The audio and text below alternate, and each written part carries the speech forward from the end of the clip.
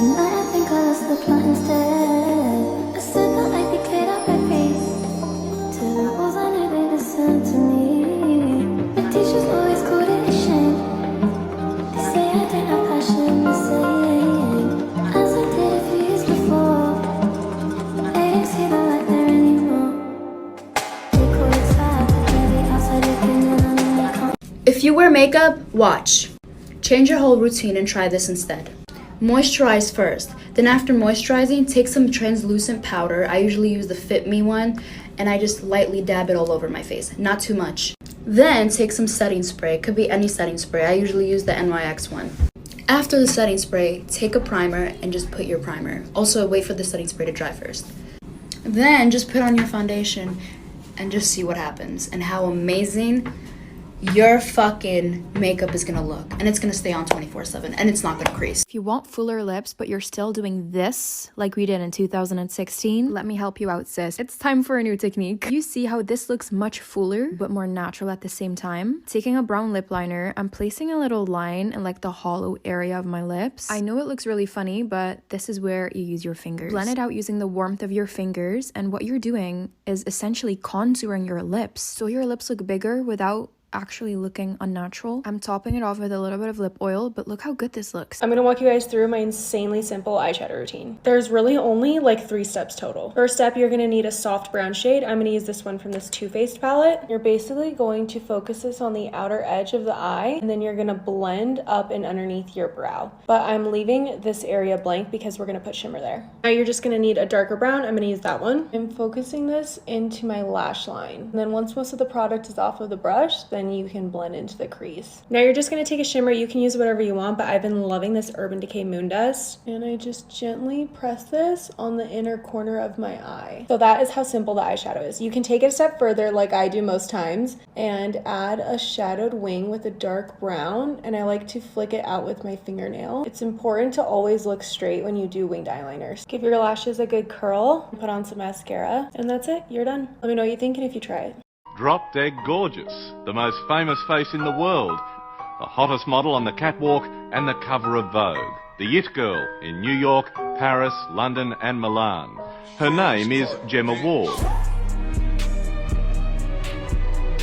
Your makeup will look way more flawless if you avoid these mistakes. Applying foundation directly on your skin all over your face could cause you to over apply it, and this can appear very cakey. So instead, pump it out at the back of your hand first and then spread it out on your face and blend it out to make sure you're getting an even application. And this is gonna make sure that you're not applying too much foundation. Right after applying your skincare, swirling your foundation brush to blend out your liquid foundation could cause your whole makeup look to start peeling. So wait for your skincare to fully absorb on your skin first, then apply your liquid foundation and press the foundation on your skin by lightly tapping it to prevent it from moving your skincare products. And this will make sure that your foundation doesn't peel. Not blending out your concealer creases first before using setting powder could cause your concealer to crease because you'll be setting those creases. So instead, focus on one side first and go back in and blend out your concealer completely and immediately set it with setting powder before moving on to this side. This will make sure that you're setting the concealer before the creasing forms. Spraying your setting spray too close to your face could cause it to drip and move your makeup. So instead, you want to spray it at a distance to make sure it evenly distributes on your skin. This will make sure you're setting your whole face without moving the makeup. Here are 10 makeup tips I wish I knew earlier. Blend foundation with your fingers to achieve a supernatural skin-like finish. To really set your base, spray your sponge with some finishing or setting spray. Your base is going to blend even more flawlessly and last a lot longer. I'm blending around the under eye area because we want to use less product to minimize creasing. If your brow wax comes in a jar, avoid double dipping. Instead, scoop some product out to work with. Marinate your concealer so you can use less product while still getting a full coverage. Spray finishing spray between every step, especially if you like to do your skin first. It keeps the skin looking fresh for hours and the base just looks soft and airbrushed. If your eyeliner smudges easily, set it with some dark eyeshadow or put some powder in this area where eyeliner usually bleeds. For eyes with epicanthic folds, apply inner corner eyeliner on the lower lash line. To brighten and open up the eyes, place highlight in this divot here. I like to bring it up and down into the lower lash line. When setting your makeup, go one step further by drenching your sponge with setting spray, tapping gently to melt the makeup into your skin. Darling, darling, darling, there's no need to worry. It's just a couple things. Just a couple things on my brain. If it's you another, it's no need to worry. Cause I can sleep between you. I'm a third wheeler, I'm a side better, I'm a home wrecker. Give it up. I'm a third wheeler, I'm a side better, I'm a home wrecker. Give it up, give it up, give it up. I'll keep your best interest.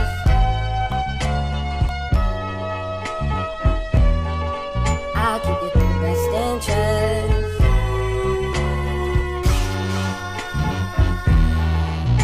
I'll keep your best interest.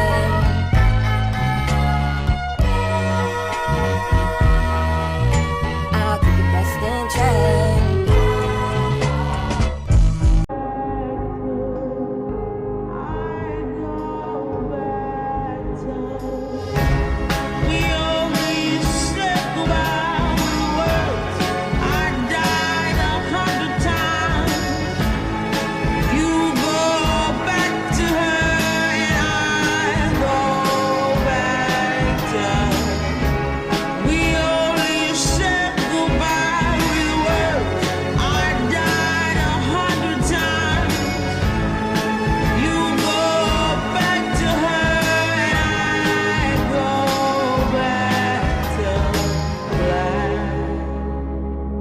Let's talk about 8 makeup tips that will get you the most compliments. Number 1 is to add a serum or moisturizer to your makeup base. This is gonna help get that really like skin-like looking makeup look. Just makes me look like extra natural. Now you've got skincare and makeup all in one. Number 2 is to contour before your concealer. I use Mario in the dark shade and I love just using this all over my cheekbones, on my forehead. I love doing this before my concealer because then when I do my concealer, it's a lot more sharp and like outlined. I can also make it look a little bit more messy because then the concealer will clean it up. We're in our hot girl fall era, so despite the sun going away and the heat going away, we're still gonna make it work somehow. Number 3 is to set your concealer right after you do it. Concealer is the first thing to crease on our face, so literally you need to set it right as you blend it. I also love putting a little concealer on my eyelids. I know it's a hit or miss for some people, but it makes me feel so much more awake. I like when my concealer is a lot more high coverage and then my face makeup is less coverage. I feel like they go really well together, you know? Oh, I forgot primer.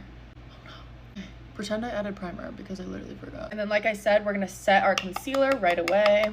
I use the Tarte all over my face. And then for my under eyes, which is the most important part, I'm using the Huda Beauty powder in the shade Cupcake. This is that light pink color and I feel like it does a really good job with the yellow undertone concealer. I don't know, call me crazy. Number 4 is powder blush under cream blush. I know I'm gonna get a lot of people saying no to this, but it's true. Patrick Todd does it, I do it. The girls that I'm friends with also do it. I find that the powder blush makes such a good base for the cream blush. And if you're going for the matte look, then definitely do powder blush over cream blush. But in my case, I really love a good glowy outside part of my face. So what I like to do, just take like a little beauty blender. I take a cream blush and I just go right on top. It does a really good job at bringing that glow back to my face.